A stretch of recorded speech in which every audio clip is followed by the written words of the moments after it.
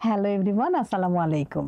সকলকে আমন্ত্রণ জানাচ্ছি আমাদের নিয়মিত আয়োজন নারী উদ্যোক্তার সাফল্য অনুষ্ঠান এবং সাথে আছি আমি হাসিনা আনসার। আজকে আমাদের স্টুডিওতে উপস্থিত আছেন রুবিনা কবির। চলুন দর্শক আমরা রুবিনা কবিরের কাছে চলে যাই। কেমন আছেন আপা? আলহামদুলিল্লাহ ভালো আছি। আপনি কেমন আছেন? আমিও খুব ভালো আছি। মাশাআল্লাহ আপনাকে অনেক প্রিটি লাগছে। Thank you. আচ্ছা, এই যে আপনি তো নিজে উদ্যোক্তা হলেন, আবার উদ্যোক্তা তৈরিও করছেন, তো উদ্যোক্তা হওয়াটা কি খুব জরুরি একজন নারীর জন্য? আপনার কাছে কি মনে হয়? হ্যাঁ, অবশ্যই জরুরি। কারণ আমরা নারী, আমরা পিছিয়ে কেন থাকবো? আমাদের নিজের পায়ে দাঁড়াতে হবে।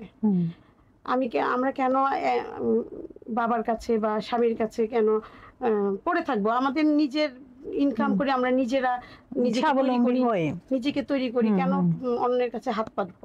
হ্যাঁ, এবং আরো এখন দেখা যায় যে এই যে বর্তমান যে মানে পরিপ্রেক্ষিতে বর্তমান অবস্থা, মানে জিনিসের দাম এত বেশি, মানে সারভাইভ করতে গেলে কিন্তু আমাদের খরচটা একটু বেশি হচ্ছে। এবং আমরা যদি আমাদের সন্তানদের একটু ভালো পড়ালেখা করাতে চাই, তো বিদেশেও অনেকের ইচ্ছা থাকে যে আমার ছেলে একটা ডিগ্রি বিদেশ থেকে নিয়ে আসুক। তো সেক্ষেত্রে কিন্তু দেখা যায় আয়ের উৎসটা আসলে স্বামী স্ত্রী দুজনেরই হলে ভালো হয়, জীবনটা সহজ হয়।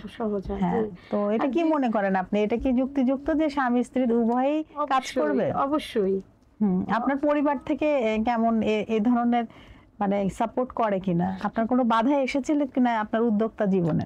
আমার না, ওরকম বাধা আসে নাই। আমার মা আমাকে সাপোর্ট করছে এবং আমার ছেলেমেয়েরাও আমাকে সাপোর্ট করছে, এখনো করতেছে। একুশে সংবাদের নিয়মিত আয়োজন নারী উদ্যোক্তার সাফল্য, উপস্থাপনায় হাসিনা আনসার। দেখুন প্রতি রবি থেকে বুধবার বিকাল ৫টায়।